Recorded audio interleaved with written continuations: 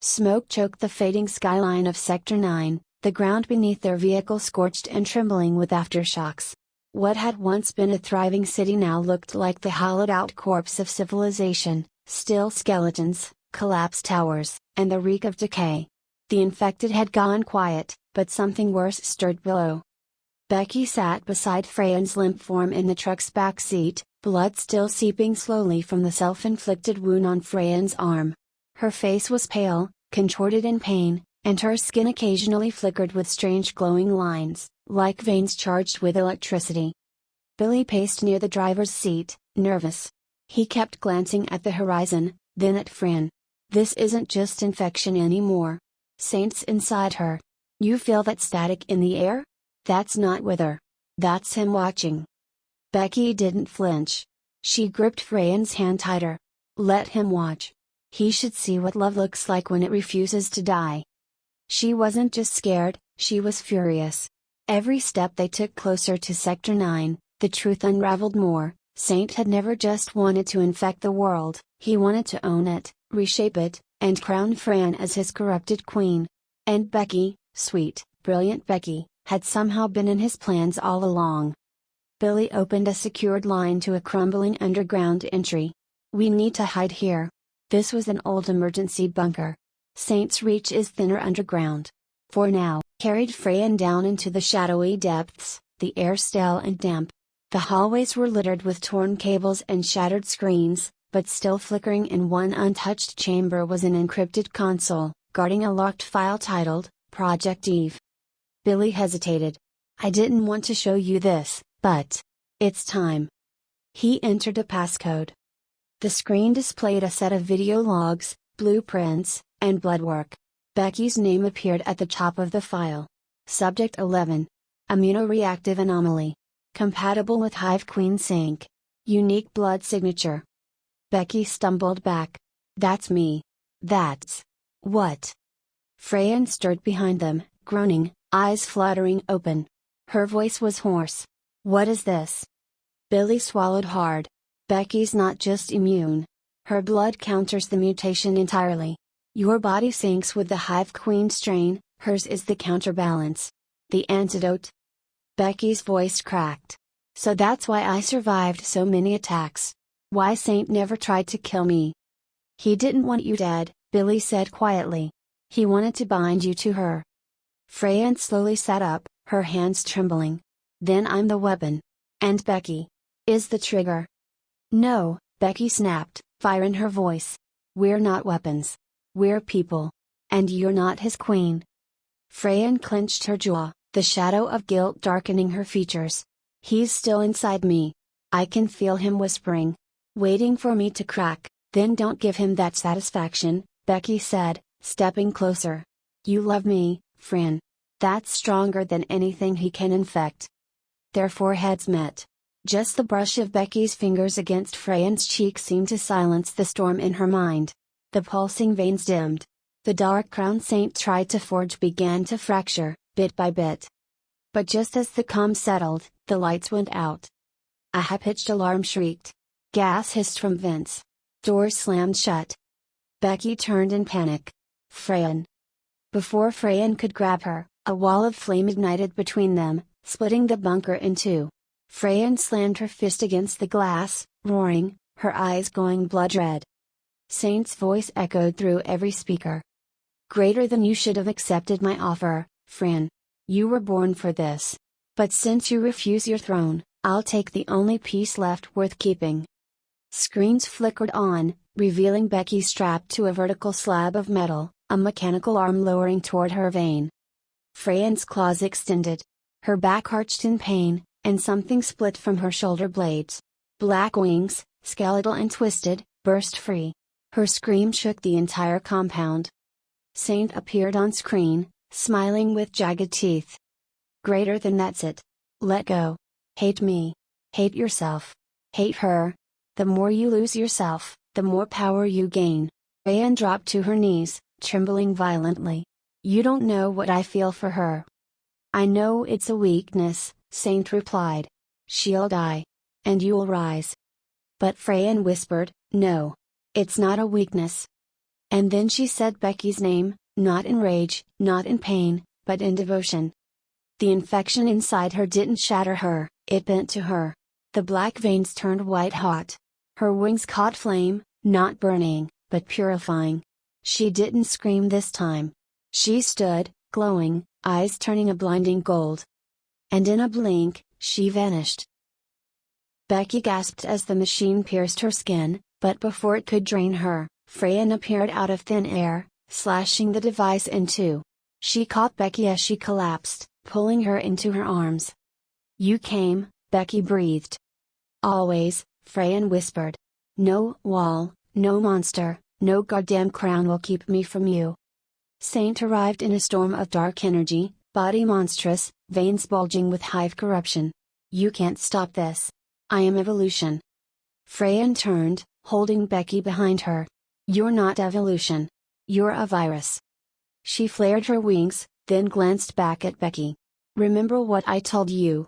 Your blood matters." Becky reached into her pocket, pulled out the silver spike Billy had given her, the one forged from the old resistance tech. Freyen rushed Saint. They collided midair. Wings and claws. Fire and rot. But even as Saint overpowered her, Freyen didn't fight to win. She fought to distract. Becky sprinted forward and drove the spike into Saint's heart. "Greater than for every life you stole." Saint screamed, his body convulsing, unraveling. Freyen channeled every ounce of her infection outward, not into destruction, but into purging the hive. The walls cracked. The network failed. The entire sector began to implode. Billy guided them out, Becky half limp in Freyen's arms. From the surface, they watched the city collapse in on itself, fire devouring every trace of Saint's kingdom. Becky touched Freyen's shoulder. "Is he gone?" "I think so," Freyen replied, voice raw. "But we won't stop moving. Not until the world is safe." "And after that?"